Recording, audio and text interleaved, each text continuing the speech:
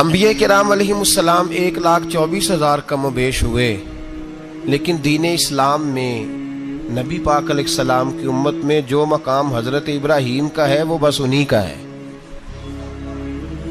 ان کی زندگی ایک بڑی خوبصورت، بڑی منفرد اور مسلمانوں کے لیے بڑی اسوہ نور دینے والی زندگی ہے۔ نبی پاک صلی اللہ علیہ وسلم نے فرمایا، میں اپنے باپ حضرت ابراہیم کی دعا بن کے دنیا میں آیا ہوں۔ اور پھر محبوب پاک سید عالم صلی اللہ تعالی علیہ وسلم نے اپنی امت میں بھی جناب ابراہیم کے طریقے کو جاری رکھا۔ صحابہ نے قربانی کے بارے میں حضور سے پوچھا، ما ہذہ الاضحیہ، یا رسول اللہ صلی اللہ علیہ وسلم یہ قربانی کیا ہے؟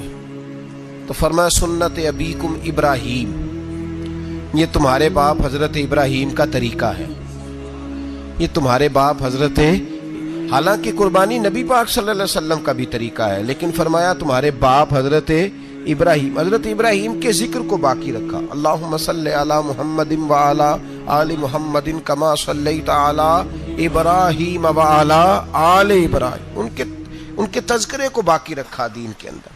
حضرت ابراہیم بڑی امتیازی شان والے نبی ہیں، بڑی امتیازی شان والے۔ رب کریم کا وہ دوست جس نے کوئی چیز بچا کے نہیں رکھی، ہر شے ہی اپنے رب کی بارگاہ میں پیش کر دی۔ چند چیزوں سے انسان کو بڑا پیار ہوتا ہے، گھر اسے بڑا پیارا ہوتا ہے۔ وہ بڑا خوبصورت ہوٹل، 5 سٹار ہوٹل میں رہا، وہ اسلام آباد گیا، کسی سفر پہ گیا تو بڑے اعلیٰ قسم کے اس کو کھانے ملے، بڑی چیزیں ملی، لیکن کبھی دائیں کروٹ کبھی بائیں کروٹ۔ تو ساتھ بیڈ پہ دوست تھا تو اس نے کہا، صاحب سو جاؤ، تو اس نے کہا، یار جو مزہ اپنے گھر میں سونے کا ہے وہ کسی اور جگہ تھوڑی ہے۔ گھر بڑا پیارا ہوتا ہے، انسان کو لگاؤ ہوتا ہے، جس بے تکلفی سے، سکون سے، آرام سے انسان اپنے گھر میں وقت بتاتا ہے، کہیں اور مشکل ہو جاتا ہے۔ دوسرا، انسان کو اولاد بڑی پیاری ہوتی ہے، بڑی عجیب شے، نہ ہو تب بھی بڑا دکھ ہے، اور ہونے کے بعد بھی اس کی بڑی آزمائشیں۔ یہ بڑی ایک میٹھی چیز ہے۔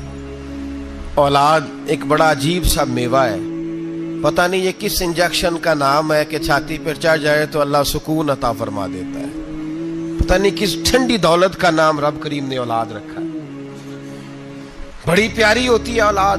پھر تیسری چیز، انسان کی اپنی جان ہے، اور یہ اتنی قیمتی شے ہے کہ اللہ کریم نے فرمایا کہ اگر تیری گردن پہ کوئی آدمی پستول رکھ کے، تلوار تیرے گلے پہ رکھ کے کہے نا کہ رب کا انکار کر دے ورنہ مار دوں گا، تو فرمایا وقتی طور پہ میری ذات کا انکار کر پر جان بچا جا۔ اگر تم مرنے کے قریب ہو گیا ہے اور حرام شے کھائے بغیر تو بچ نہیں سکتا، مر جائے گا، تو فرمایا چل تو اس طرح کر، حرام کھا کے جان بچا، پر جان بچانا فرض ہے، ضروری ہے۔ وطن بڑا پیارا، اولاد بڑی پیاری، جان بڑی پیاری، پر حضرت ابراہیم سے رب کریم نے فرمایا چل ابراہیم کوئی چیز دے، تو کہا یا اللہ تینوں ہی تیرے نام پہ قربان کرتا ہوں، تیری ہوئی ساری، ہر شے تیری۔ حضرت ابراہیم نے دین کے لیے، آپ شہر بابل کے قریب پیدا ہوئے تھے، وہاں سے مصر آئے، مصر سے فلسطین آئے، اور فلسطین سے آ کر کے کعبہ آباد فرمایا۔ زندگی سفروں میں گزری، سفر ایک تکلیف والی چیز ہے، پر حضرت ابراہیم نے وطن چھوڑ دیا، گھر چھوڑ دیا۔ جان بڑی عزیز ہوتی ہے اصل میں نا، جب انسان جد و جہد کرتا ہے نا دین کے لیے، تو اس کے رستے میں بڑی چیزیں آتی ہیں، کبھی اولاد، کبھی گھر، کبھی باہر، کبھی حکومتیں، کبھی سیاستیں، کبھی چدراہٹیں، اس کے رستے میں بڑا کچھ آتا ہے، اور اسے ہر چیز کو فیس کرنا پڑتا ہے۔ گھر کے اندر بھی جنگ ہوتی ہے اور گھر کے باہر بھی لڑائی ہوتی ہے، یہ آسان ہے ہی نہیں۔ ہم تو خیر ہتھیار چھوڑ کے پھینکنے والے لوگ ہیں، ہم بھولے بھالے لوگ ہیں، ہم کہتے ہیں میں نے تو کہا تھا مہندی نہ کرو، پر بیٹے نہیں مانے، بھولے جو ہوئے۔ اسی طرح حالانکہ اگر وہ بیٹا کہے نا کہ ابا جی لاؤ زندگی میں سارا کچھ میرے نام کرو، تو پھر ہم بھولے نہیں ہوتے۔ اور اس وقت ہم تیز ہوتے ہیں, کہتے ہیں یہ کیسے ہو سکتا ہے, ہاتھ کاٹ کے دے دوں. اس وقت نہیں, دین کے معاملے میں بولے ہوتے ہیں. بیٹا بد مذہب کے پاس جا رہا ہے تو اس وقت ہم بولے بالے ہیں, کوئی عرض نہیں. لیکن اگر وہ اپنی پسند کی شادی کرے ہمیں کراس کر کے, پھر ساتھ ہی ہم تیز ہو جاتے ہیں. تو حضرت ابراہیم نے جب دین کے لیے نکلے تو جد و جہد کی, گھر کے اندر بھی گھر کے باہر بھی. آپ کے والد کا نام طارق ہے, وہ توحید پرست تھے, ایماندار تھے, پرہیزگار تھے. آپ کے چچا کا نام آزر ہے, وہ بت پرست تھے, بت بیچا کرتے تھے. حضرت سیدنا ابراہیم علیہ السلام جب میدان عمل میں نکلے تو حضرت ابراہیم علیہ السلام نے اپنے گھر سے جہاد شروع کیا.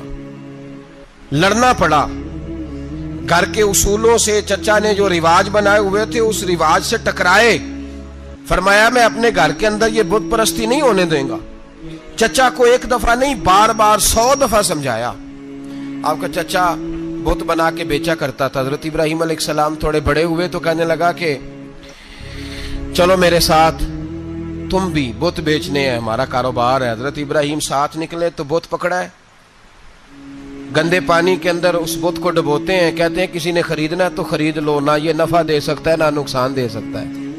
جو اپنا آپ نہیں بچا سکتا تمہیں کیا بچائے گا, خریدنا ہے تو خرید لو. چچا کہنے لگا تو کاروبار چمکا رہا ہے کہ تباہ کر رہا ہے. گھر میں بڑے معاملات خراب ہوئے, جھگڑے ہوئے, لیکن حضرت ابراہیم علیہ السلام ایک منٹ کے لیے بھی اپنے گھر کے اندر بھی کمپرومائز کرنے کو تیار.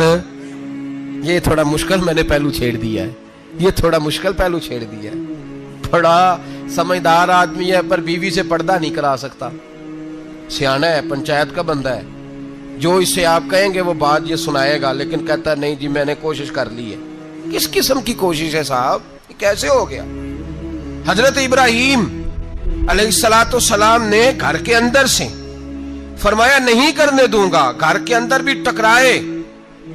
فرمایا تم جو بھی ہو پاش پاش کیا چچا کے اصولوں کو.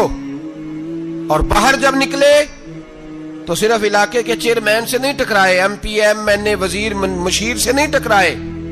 سپر پاور نمرود دنیا کا واحد حکمران تھا اس وقت, دوسرا کوئی حکمران ہی نہیں تھا.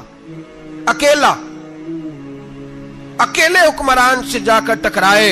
کوئی ساتھ فوج نہیں تھی, کوئی ساتھ ان کے طاقت بظاہر دنیا داری کی کوئی نہیں تھی, پر حضرت ابراہیم جا کے ٹکرائے. اور میرے رسول پاک صلی اللہ علیہ وسلم نے سند بیان کی. فرمایا افضل الجہاد کلمۃ الحق عند سلطان الجابر. فرمایا سب سے افضل جہاد یہ ہے کہ تو ظالم بادشاہ کے سامنے کھڑے ہو کے حق بات بیان کر دے. یہ سب سے بڑا جہاد ہے, یہ سب سے افضل الجہاد کلمۃ الحق عند سلطان الجابر, سب سے بڑا جہاد. حضرت ابراہیم کھڑے ہو گئے, سپر پاور سے ٹکرائے. یہاں ہم لوگ حکمتوں کا شکار ہیں, دیکھیں گے, کریں گے, سوچیں گے, اور مولوی صاحب کو ویسے کہتے ہیں آپ پرہیز کریں سیاسی باتوں سے. بھئی اللہ کے ہر نبی نے جا کے وقت کے ظالم حکمران کو لتاڑا ہے, للکارا ہے. یہ تو مشن انبیاء ہے.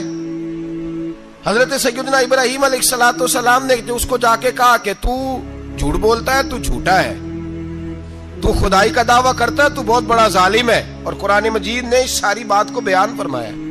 حضرت ابراہیم علیہ السلام سے کہنے لگا میں رب ہوں. تو آپ نے فرمایا میرا رب تو وہ ہے جو زندہ کرتا اور مارتا ہے.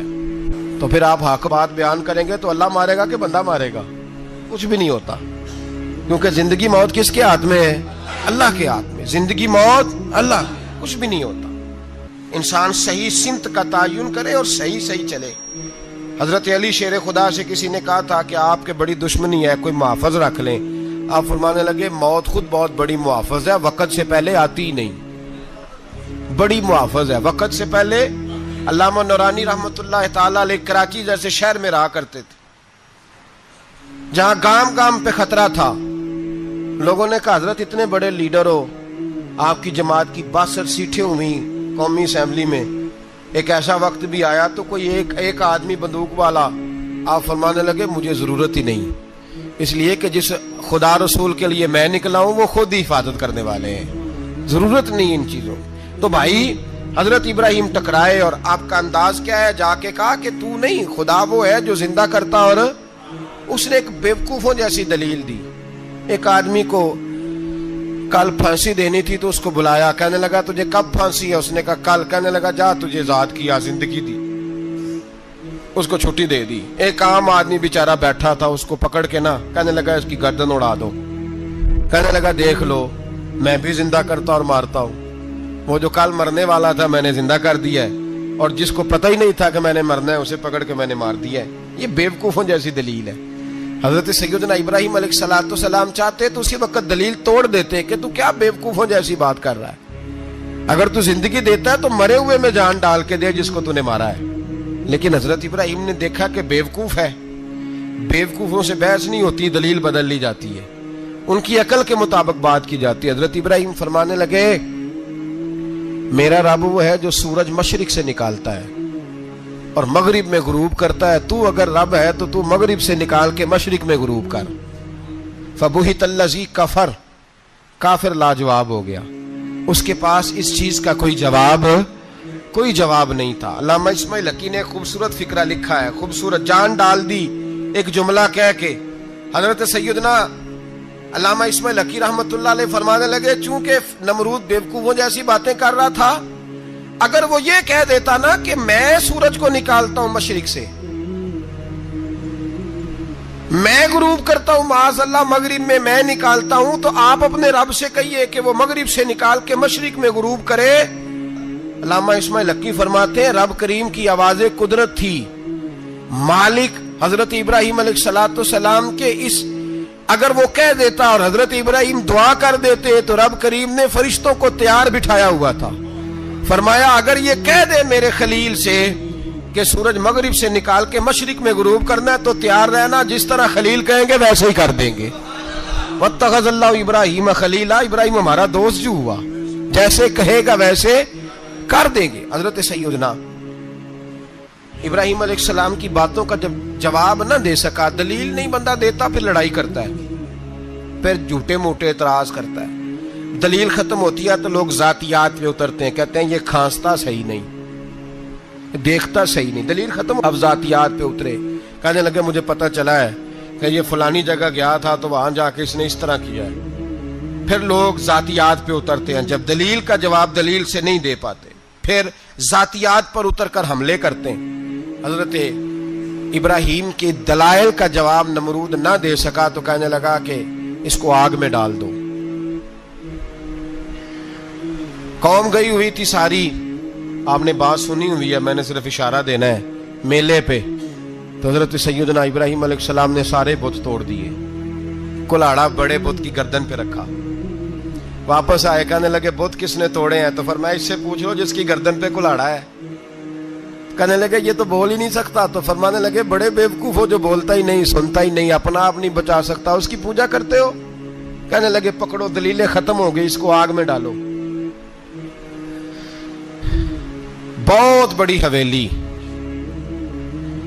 45 फुट मुरब्बा पे मुश्तमिल एक हवेली बनाई गई और 45 फुट ऊंची। मुख्तलिफ रिवायात, अल्लामा इस्माइल हकी कहते हैं कि 3 महीने तक नमरूद ने कहा कि इसके अंदर लकड़ियां डालो। लोग पूछने लगे कितनी दुनिया जलानी है? कहने लगा बंदा तो एक जलाना है, पर बंदा बड़ा तगड़ा है, एक बंदा। 3 महीने लकड़ियां डाली गई। और लोगों की जो तुहम्मात होती है ना, वो बड़ी अजीब होती हैं। तुहम्मात मैंने बड़ी तफसील से रमजान मुबारक में गुफ्तगू की थी। बदशगुनी, तुहम्मात लोग लेते हैं, उस वक्त भी लोग तुहम्मात का शिकार हो गए। अकीदा बिगड़ जाता है तो वो अजीबो गरीब बातें करने लगता है, तुहम्मात का शिकार हो गए। बीबियां नजर मानती, मैं बीमार हूं, अगर सही हो गई तो इतने मन लकड़ी दूंगी हजरत इब्राहिम की आग जलाने के लिए। एक औरत लेके जा रही है लकड़ियां, तो एक नेक दिल आदमी ने उससे पूछा कहां जा रही हो? कहने लगी मैंने मन्नत मानी थी तो हजरत इब्राहिम अलैहिस्सलाम को माज़अल्लाह जलाने के लिए लकड़ियां लेके जा रही हूं। तो वो रब करीम के बंदे कहने लगे तू ढूंढती रहेगी, तुझे वो जगह मिलेगी नहीं। वो बीबी कई महीने घूमती रही, जगह ही नहीं मिली जहां लकड़ियां डालनी, मारी गई। तो हम्मात का शिकार हुए बहुत सारे लोग। तो हम्मात का भाई, तो हम्मात दीन के अंदर मना है। तो हम्मात दीन में कोई नजर मानना, कोई किसी बुजुर्ग के मजार पे जाके साले सवाब के लिए कोई चीज मानना, ये तो दुरुस्त हुआ। लेकिन गैर शरी नजरें मान लेना कि मैं आग के गिर्द चक्कर लगाऊंगा, میں جناب وہاں جا کے یہ والا تماشا کروں گا، میں دھاگا باندھوں گا، میں رسا کاٹوں گا، میں وہاں گندے ہوں سے پانی پیوں گا. ان کی شریعت اجازت، یہ توہمات ہیں، بدشگونی ہے، دین میں ان کی کوئی گنجائش. آپ نظر ماننے سے پہلے بھی کسی عالم سے رابطہ کریں کہ میں منت مانگنے لگا ہوں تو کیسے ماننی چاہیے، اس کا طریقہ پوچھیں. ایسے ہی غلط چیز کی منت تھوڑی مان لی جائے گی. بہرحال آمدام برسرے مطلب حضرت ابراہیم کے لیے آگ جلائی گئی. 45 فٹ اونچی آگ ہے، پرندہ بھی اوپر سے گزرتا ہے تو نیچے گر جاتا ہے جل کے. اتنے دن لگا کے آگ جلائی گئی. اب حضرت ابراہیم کو جلایا جانے لگا ہے. یہاں تو موجیں ہے نا، جو کسی ادارے کا سربراہ ہے اس کے لیے موج ہے، کسی جگہ آفیسر بن گیا تو موج ہے، پیر صاحب کے لیے موج ہے، علامہ صاحب کے لیے موج ہے، خطیب صاحب کے لیے موج ہے. جلنا کس کو پڑتا ہے؟ حال ہی کوئی نہیں رہا اللہ ماشاءاللہ. وہ لوگ گزر گئے جو تکلیفیں سہ کے کام کرتے تھے، گزر گیا زمانہ. حضرت سیدنا ابراہیم علیہ السلام کو جلایا جانے لگا ہے تو اب اتنی بڑی آگ ہے تو ڈالیں کیسے؟ شیطان نے تجویز دی کہ منجنیق بناؤ. منجنیق، بڑے بڑے بانس باندھ کے ان کے نیچے رسا باندھو. وہ جس طرح جھولنے کے لیے جھولا بنایا جاتا ہے، اس طرح ایک منجنیق پرانے زمانے میں اس میں پتھر رکھ کے پھینکے جاتے تھے دشمنوں پہ. وہ منجنیق بنائی گئی کہ دور سے حضرت ابراہیم کو پھینکیں گے. ہاتھ حضرت ابراہیم کے باندھ دیے، پاؤں مبارک باندھ دیے. پوری زمین پہ ایک نام لینے والا خدا کا، اور اس کو آج رسیوں میں جکڑا ہوا ہے. جب پھینکا جانے لگا نا آگ میں، حوریں رونے لگی، فرشتے تڑپنے لگے. اے اللہ یہ کیا ہونے لگا ہے؟ ایک تیرا خلیل اور وہ بھی آگ میں. فرمایا جاؤ جا کے اس سے کہو اگر تمہاری مدد لیتا ہے تو اسے بچاؤ. ہوا کا فرشتہ آیا، کہا ابراہیم اگر تو کہے. او بھائی ان چیزوں کو کہانی سمجھ کے نہ سنا کریں، یہ داستان نہیں، یہ وہ طریقے ہیں جو ہمارے رسول نے ہمیں اپنانے کا حکم ارشاد فرمایا ہے. جو عقیدے، یہ وہ نظریات ہیں جو ہمیں اوڑھنے کو کہا گیا. اپنے رب کریم کی رضا پہ راضی رہنے کے یہ وہ خوبصورت مواقع ہیں صوفیاء نے جن کو بنا کر سمجھا کر ہم تک پہنچایا ہے. یہ ہے اہل طریقت کی باتیں. وہ کہتے ہیں یار جس حال میں رکھے راضی رہنا ہے. حضرت ابراہیم علیہ السلام کو پھینکا جا رہا ہے، فرشتہ آیا، اے اللہ کے خلیل اگر حکم دو تو اتنی ہوا چلاؤں کہ نمرودی جل جائیں سارے، آگ ان پہ پھینک دی جائے. آپ نے فرمایا تو جا، تجھ سے مجھے کوئی کام نہیں. تھوڑی دیر کے بعد پانی کا فرشتہ آیا، کہا حضور اتنی بارش برساؤں گا کہ آگ بجھ جائے گی. فرمایا تو جا، تجھ سے کوئی کام نہیں. اب جب منجنیق میں رکھ دیے گئے، آگ میں جانے کا لمحہ ہے، تیاری ہے، حضرت جبریل امین حاضر خدمت ہوئے. کہا ابراہیم کوئی حاجت؟ فرمایا تجھ سے کوئی نہیں. کہا چلو مجھ سے نہیں تو رب کریم سے ہی بات کر لو، مجھے پتا ہے میں چھوٹا ہوں، آپ مجھ سے مدد کیوں لوگے، رب کریم سے ہی بات کر لیں. تو حضرت ابراہیم کہنے لگے جبریل یہ بتا، رب کو نہیں پتا اس کا خلیل کس حال میں ہے؟ اسے نہیں پتا میں کس حال میں ہوں؟ میرے ہاتھ بندے ہیں، پیر بندے ہیں آگ میں، اسے نہیں پتا؟ بتایا تو اسے جاتا ہے جس سے خبر نہ ہو. تو اگر اسے پتا ہے تو اگر وہ جلانے پہ راضی ہے تو میں بھی جلنے کو تیار ہوں، میں تیار ہوں. اسے کہو ٹھیک ہے. حضرت سیدنا ابراہیم علیہ السلام کو منجنیق میں ڈال کے جو پھینکا آگ میں، یا نار کونی بردم و سلاما علی ابراہیم، اللہ نے فرمایا اے آگ میرے ابراہیم پہ ٹھنڈی بھی ہو جا اور سلامتی والی بھی ہو جا. حضرت ابراہیم کو 2 فرشتوں نے بٹھا دیا زمین پہ. پھول کھلے ہیں، کونپلیں مہک رہی ہیں، کلیاں خوشبو دے رہی ہیں. حضرت ابراہیم نے سر سجدے میں رکھ دیا، سبحان اللہ والحمد للہ ولا الہ الا اللہ واللہ اکبر. حضرت ابراہیم اللہ کی تسبیح پڑھنے لگے، رب کریم کا شکر بجا لانے لگے. نکلے وہاں سے، کچھ دن گزر گئے، نکلے، حکم ہو گیا ابراہیم علاقہ چھوڑ دو. حضرت ابراہیم علیہ السلام وہاں سے نکل کے مصر آئے، چچا کے پاس ٹھہرے. انہوں نے اپنی بیٹی جناب سارہ کا نکاح کر دیا. کچھ آگے بڑھے تو ایک ظالم بادشاہ سے ٹکرائے. اس نے ایک شہزادی، ایک بادشاہ کی بیٹی قید کی ہوئی تھی، جناب ہاجرہ نام تھا. ان کو قید سے چھڑا کے ساتھ لائے. حضرت لوط علیہ السلام بھی ساتھ. یہ 4 لوگوں کا قافلہ چلا، فلسطین میں جا کے پڑاؤ ڈالا، گھر بار چھوڑا، تبلیغ شروع ہوئی. حضرت ابراہیم کے گھر میں 2 خواتین ہیں، ایک آپ کی بیوی ہیں، ایک حضرت ہاجرہ ہے. اولاد کوئی نہیں، بڑا میوہ ہے میٹھا. گھر وہی آباد ہوتا ہے جس میں بچے روتے ہیں. घर होता ही वो है जिसमें बच्चों की चंचनाहट होती है, भिन बनाहट होती है। हजरत इब्राहिम ने एक बच्चा रोते हुए देखा तो आंखों में आंसू आए, कहने लगे रब्बी हबली मिनस सालिहीन, या अल्लाह मुझे भी नेक औलाद अता कर दे। हजरत सारा ने सुन लिया, कहने लगी इब्राहिम शायद मेरे बतन से तो आपको नसीब नहीं, हाजरा से निकाह कर लो। नाबे हाजरा से निकाह हुआ। अल्लाह तो बड़ा बेनियाज है, रब करीम ने हजरत इस्माइल जैसा खूबसूरत बेटा अता फरमाया। बेटा काला स्याह हो तो सीने की ठंडक होता है, पर ये तो वो बेटा है जिसकी पेशानी में नूरे मुहम्मदी चमकता है सल्लल्लाहु अलैहि वसल्लम। हजरत सैयदना इस्माइल इतने खूबसूरत। अब जिस बीवी के यहाँ बेटा था, बैठना उठना भी ज्यादा उसके पास, आना जाना भी उसके पास, तवज्जो उधर हो गई।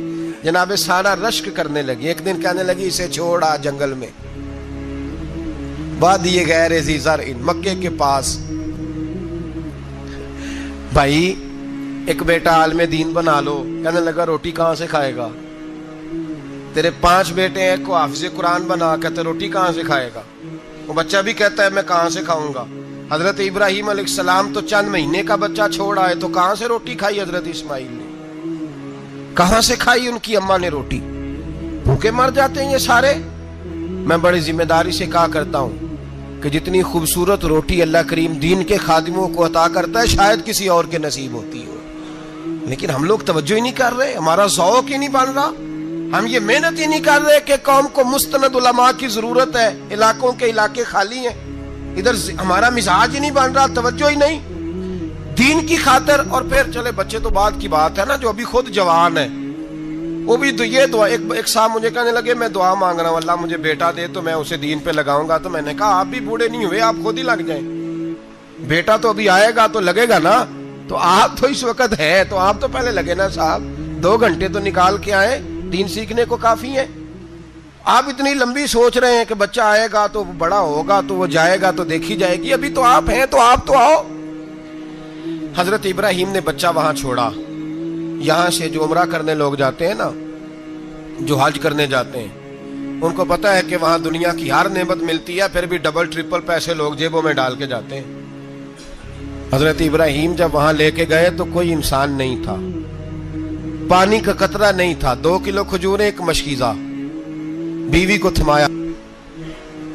हमारे घर में हजारों चीजें पड़ी हैं, लेकिन वो जो तवक्कुल है ना वो खत्म हो गया है। अल्लाह देगा, हलाल हलाल पे कनात करे, जायज जायज पे भरोसा करे, रब करीम अता करने वाला है, वो मिजाज खत्म हो गया।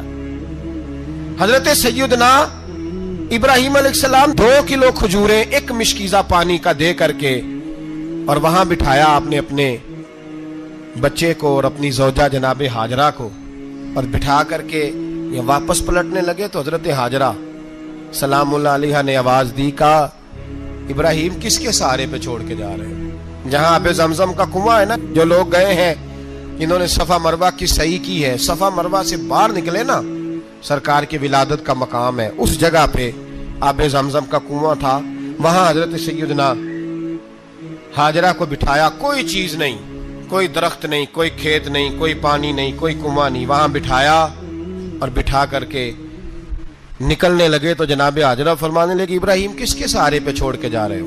कहने लगी अल्लाह के सहारे पे। तो पाकबाज बीबी ने एक लफ्ज पूछा, कहा इब्राहिम ये मेरे रब का हुक्म है, ये मेरे, बस जिनका अकीदा तौहीद मजबूत हो उनके लिए एक जुमला काफी होता है, ये मेरे अल्लाह का हुक्म है। तो जनाब इब्राहिम अलैहिस्सलाम फरमाने लगे हाजरा हाँ रब का हुक्म है। जब ये लफ्ज कहे तो चाहिए था ना हजरत इब्राहिम तसल्ली देते, तो बीबी साहबा तसल्ली देने लगी, अर्ज करने लगी इब्राहिम अगर अल्लाह का हुक्म है तो फिर आप हमारी फिक्र ना करना, अगर ये रब का हुक्म है तो फिर हमारी फिक्र ना करना, जिस रब ने हमें यहां तक पहुंचाया है वो हमें कभी भी जाया नहीं फरमाएगा, फिर फिक्र ना करना। हजरत इब्राहिम आ गए, बात आपने सुनी हुई है, इशारा करना मकसूद है। 13 साल में चले मान भी लिया जाए बाज रिवायात की रोशनी में कि आते जाते भी रहे, लेकिन मुकम्मल देखभाल अपने बच्चे की परवरिश में पूरा हजरत इब्राहिम अलैहिस्सलाम का किरदार, सारा किरदार माँ का था।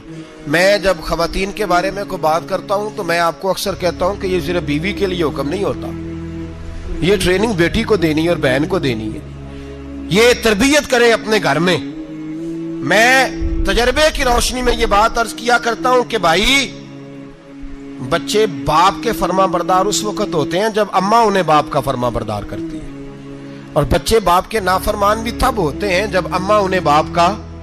میں نے اپنے کانوں سے سنا ایک دفعہ ایک بچہ اپنے باپ سے کہہ رہا ہے آپ نے تو ساری زندگی باہر گزار دی، پیسے کمانا کون سا مشکل کام ہے، دکھ سکھ تو سارے اماں نے برداشت کیے، سکولوں میں وہ جاتی تھی، فلانا کام وہ کرتی تھی، فلانا کام.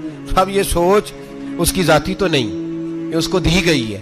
اور اگر اس کو یہ سوچ دے دی جائے کہ اماں کہے کہ میں تو اپنوں میں رہی ساری زندگی، میں نے تو اپنوں میں وقت گزارا، اور تیرا باپ تو کئی دفعہ جنازے بھی نہیں پڑھ سکا، اس نے تو ماں باپ ایسے دفن کر دیے، وہ اگر یہ سوچ فراہم کرے تو پھر بچہ باپ کا فرما بردار ہوتا ہے. اور یہ والی روایتیں ہم بیوی کو سناتے ہیں، حالانکہ کس کو سنانی چاہیے؟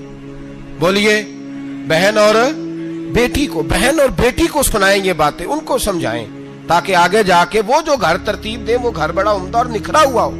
حضرت سیدنا ابراہیم 13 سال کے بعد آئے، چونکہ گھر میں اللہ تبارک و تعالیٰ کی دوستی کا چرچا تھا، اللہ تبارک و تعالیٰ کی محبوبیت کا غلبہ تھا. 13 سال کے بعد فلما بالغ معہ سعیا، بیٹا جب اتنا بڑا ہوا کہ سال چلنے لگا تو حضرت ابراہیم نے اپنے بیٹے کو بلا کے کہا بیٹا مجھے خواب آئی ہے، میں تجھے ذبح کر رہا ہوں، تیری کیا رضا ہے؟ تو حضرت اسماعیل کہنے لگے یا ابت افعل ما تؤمر، ابا جی اللہ جیسے حکم دیتا ہے میرے ساتھ ویسے ہی کریں، جیسے اللہ حکم دیتا ہے ویسے ہی، بولیے، ویسے ہی کریں. حضرت حاجرہ کو کہا کہ ایک دوست نے دعوت کی ہے تو وہاں جا رہے ہیں. بی بی مطمئن ہے، تفصیلات کی ضرورت نہیں، ختم بات، اعتبار ہے، مطمئن ہو گئی. شیطان پیچھے سے آیا اماں کے پاس. ذرا تھوڑی دیر کے لیے تصور جمائیے، یہاں تو پڑوسن آ کے کوئی بات بتا دیتی ہے خاوند کے بارے میں تو کئی مہینے جھگڑا جاری رہتا ہے، پڑوسن محلے دار. شیطان نے آ کے بتایا لفظ کیا ہے؟ کہا حاجرہ تمہیں پتا ہے کہاں جا رہے ہیں؟ کہا دوست کی دعوت میں. تو کہنے لگے دوست کون ہے؟ رب کریم. اور ابراہیم کا خیال ہے کہ اس رب نے مجھے حکم دیا ہے کہ میں ذبح کروں. تو حضرت حاجرہ کہنے لگی کبھی باپ بھی بیٹے ذبح کرتے ہیں؟ شیطان کہنے لگا ان کا خیال ہے کہ ان کے رب نے حکم دیا ہے. تو جناب حاجرہ فرمانے لگی اگر رب نے حکم دیا تو پھر تو مجھے شیطان لگتا ہے، تو مجھے شیطان لگتا ہے.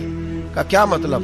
فرمانے لگی اگر رب کریم کا حکم ہے تو میرے پاس ایک اسماعیل ہے، اگر 1000 بھی ہوتے میں سارے اللہ کے راستے میں پیش کر دے دیتی. مالک کا ہی تو ہے سارا کچھ، اسی کا ہے، اس میں لیت اللہ کی کیا گنجائش؟ حضرت سیدنا ابراہیم علیہ السلام نے بیٹے کے حلق پہ چھری رکھ بھی دی اور چھری چلا بھی دی، رکھ بھی دی، اور وہ تو اللہ کریم نے فرمایا یا ابراہیم قد صدقت الرؤیا، ابراہیم تو نے خواب سچا کر دکھایا، وہ قیامت تک تیرا نام رہے گا.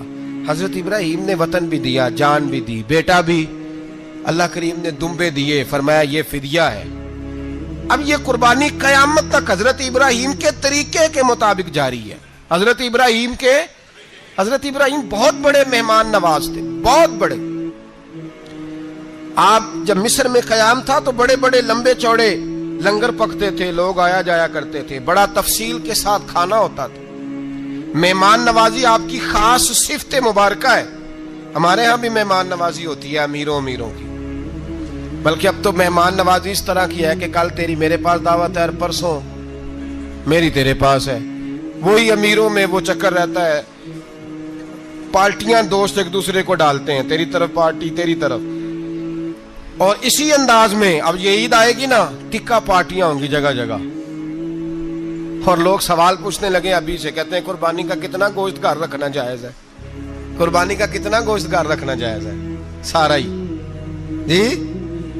اس لیے فریزر لے لے، فریج سے نہیں کام چلے گا، سارا ہی جہاز گھر رکھنا سارا ہی جائز ہے، رکھ لیں. او خدا کے بندے، قربانی وہ بندہ دیتا ہے جو سارا سال ہی گوشت کھاتا ہے. صحیح کہہ رہا ہوں؟ قربانی صاحب نصاب، صاحب استطاعت بندہ دیتا ہے نا، تو وہ سارا سال ہی گوشت، تو سارا گھر میں رکھنا بھی جائز ہے، لیکن سارا دے دینا بھی. تو جو آ رہی ہے اس پہ کیوں توجہ کرتے ہو؟ جو دوسرا جائز ہے اس پہ کیوں نہیں عمل کرتے؟ سارا تقسیم کر دیں، بات ختم ہوئی. یقین کریں محرم میں جا کے دوست ٹیلی فون کر کے سوال پوچھتے ہیں، کہتے ہیں صاحب سنا ہے قربانی کا گوشت محرم میں کھانا جائز نہیں.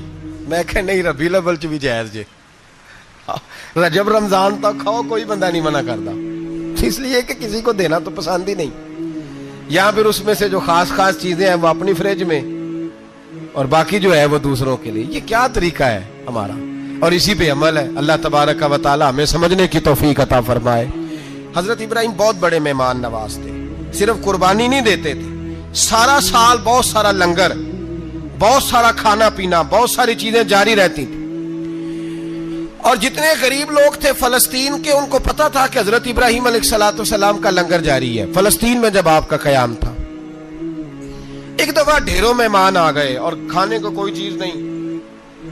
حضرت سارہ اور جناب ہاجرہ دونوں اس وقت موجود تھیں. وہ کہنے لگی ابراہیم بہت سارے مہمان آ گئے تو کیا کریں. جناب سارہ کہنے لگی کس طرح کر کے ان کی مہمان نوازی کرنی. اور حالات یہ ہیں کہ قحط پڑا ہوا ہے فلسطین میں, مصر میں, دور دراز علاقوں میں. تو حضرت ابراہیم کہنے لگے یہ اللہ کے مہمان ہیں اور ہمیں رب کریم کا بندہ سمجھ کے آ گئے, اللہ ہی بندوبست کرے گا. فرمانے لگے میرا مصر میں ایک دوست ہے, وہ قحط کے دنوں میں غلہ جمع کر لیتا ہے, میں اس کی طرف پیغام بھیجتا ہوں, مجھے امید ہے وہاں سے غلہ ملے گا, 2 3 5